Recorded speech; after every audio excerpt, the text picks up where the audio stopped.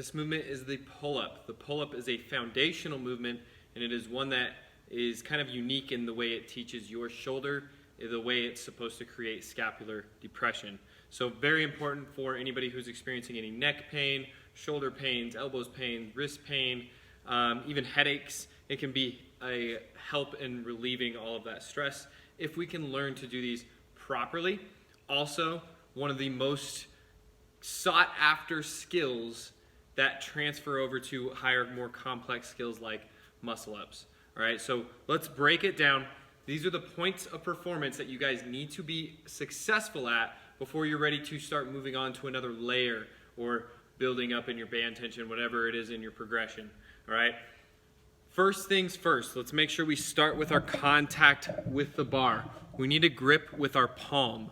Okay, so here's my palm, these are my fingers. If I'm gripping with my fingers, I'm likely to engage my biceps a little bit too much, which will make it really hard for me to create tension through my lats, all right? Whereas if I grip it with my palm, I can get directly into my lats, pull my elbow down, and yeah, my bicep will be used, but it's just to less of a degree. All right, so looking up at this bar right here, this is that fingertip grip that I warned you about, all right? See how my fingers are kind of like the meat and potatoes that I'm hanging on to if we look from maybe another angle there, all right? I want to try to get my palm on this sucker and do it there. If I lack the strength in my grip to even do this, then maybe that's my weakness and I actually need to train my grip more so than I need to train the actual full pull-up as yet, all right? So maybe my lats are freakishly strong. I just can't access them because I don't have the strength in my grip to actually hold on to the bar correctly, all right? That's the first point of performance, is make sure that your grip is with your palm. The second point of performance is making sure that you have a neutral spine.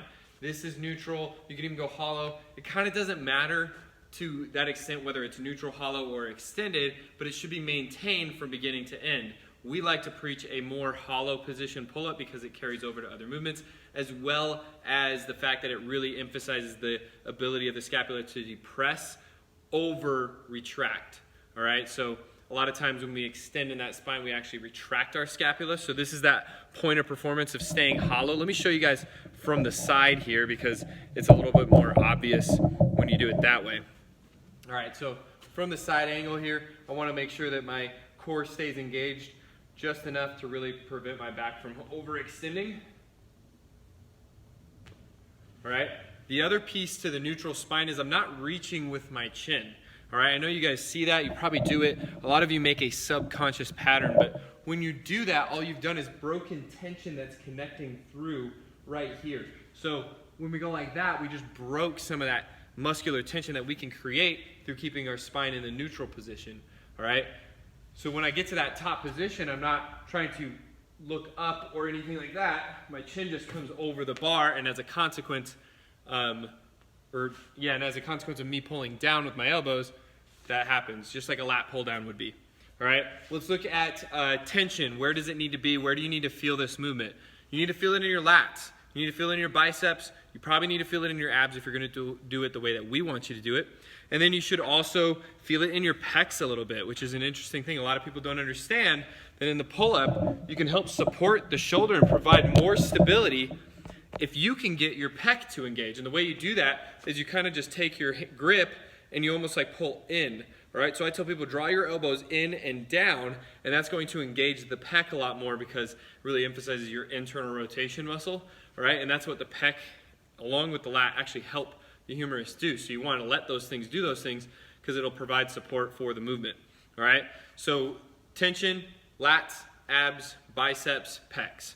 All right, if you can get those tensions in there, you'll progress much faster through the different regressions that we get towards building that pull-up. And lastly, your chin is over the bar at the top and your arms are straight at the bottom. All right, so arms straight at the bottom, not bent, not back here, but straight, okay? And then I've already shown you the chin over the bar. Make sure you hold that. Okay, if you can do all those points of performance, you will probably help your neck, elbow, shoulder, and if you have headaches, maybe it'll help relieve some of those, thereby releasing tension in the lat or in the traps because you're able to start activating your lats a lot more frequently. All right, so those could really help with those things. Also, using that lat to kind of set the shoulder in the joint properly through other movements. It carries over very much so to anything where you actually push. A lot of people maybe don't think about that, is that this is going to carry over to all those pushes, because if that lat is strong enough to stabilize, it'll allow your pressing muscles to take over more effectively. So it really helps support a pushing thing. Even in an overhead press, you have to be able to press off of some of those same structures, and these need to let it happen. They need to be strong enough that there's tension and it's not loosey-goosey, so that there's some support behind it at the same time. All right?